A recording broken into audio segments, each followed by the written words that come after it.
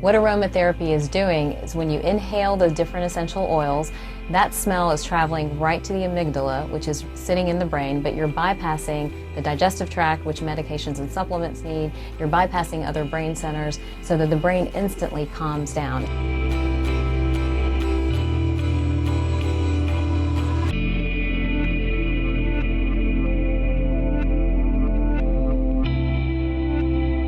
So there are a lot of benefits to aromatherapy. To understand why aromatherapy works, it has a lot to do with the brain and how the brain functions in an anxiety state.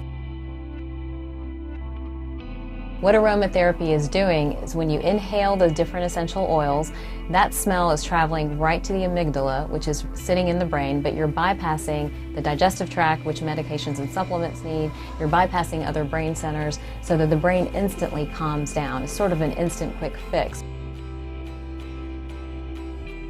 So that's the way aromatherapy works. Now there's some oils obviously that are going to work better than others. Some of my personal favorites are lavender, eucalyptus, bergamot, sandalwood.